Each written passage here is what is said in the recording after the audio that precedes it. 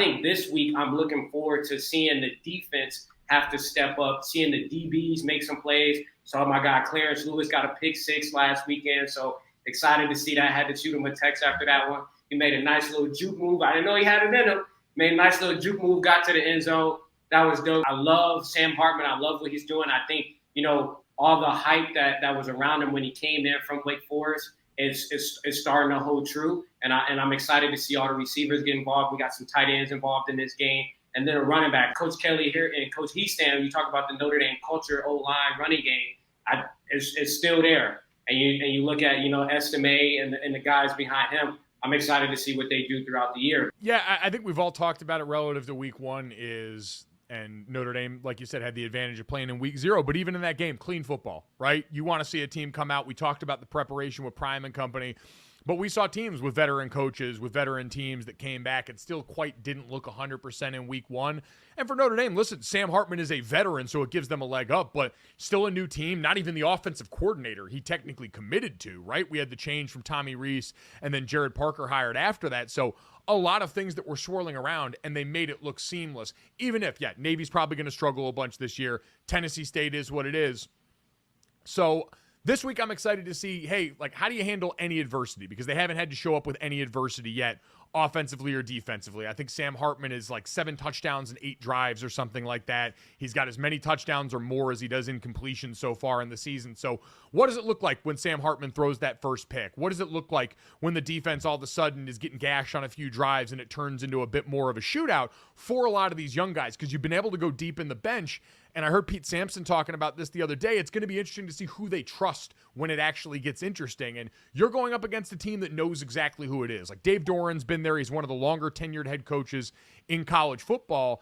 Defensively, they had some big personnel losses in the linebacker room. And on the other side, quite frankly, it's an interesting test for Notre Dame because you've gone up against Brennan Armstrong before. You've gone up against Robert Anae as offensive coordinator before. You've gotten them together, and you've gotten them both separately after that. And so now the reunion there in this offense is going to be a really interesting combination because you've got another one of these quarterbacks, grown guy playing quarterback, been around this conference, played a lot of high-end ACC football, knows how to shoulder that load the same way Sam does. And so that matchup there of, all right, you're getting Power 5 bodies thrown at you now who are a lot more sure of their identity than the teams you've played so far. How do you respond if there's any adversity? I feel pretty good about it because, again, there's just not a lot that rattles Sam Hartman because of what he's been through, and we've seen the trickle-down effect to the rest of the roster. And I think especially you can draw the easiest through line to those young offensive skill players, but you guys know good quarterback makes life easy for everybody when you've got the confidence that you don't have to go out and go beyond your means every time. If you're the defense, you don't feel like, man, if you're down a score in this game, that might be an insurmountable hill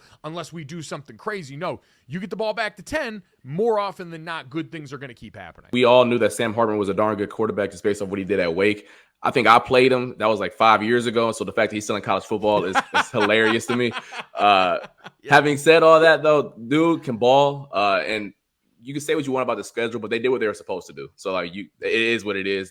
They dominated, and that's that. But Sam Hartman, I've always told Croft, I think one of the things with ND, especially in those big games, is that playmaker at that position right there. And he's proven that he is that guy. Man, if some of the outside guys can continue to grow as the season goes on with that stout running game and up front that you guys have, he can make this a really, really dang fun season for the Fighting Irish for sure. Oh yeah, I definitely have high expectations, at least the playoffs. We talk about the fan base. I'm one of them now. So, 10 win. If we need to get to the playoffs. What did we get? 9 last year. 9 last year. So I need, 10 would be great, but I would love to get to the playoffs this year. I think the schedule and the inexperience, within our schedule, I think could help us out a ton too. So I'm very excited for the season.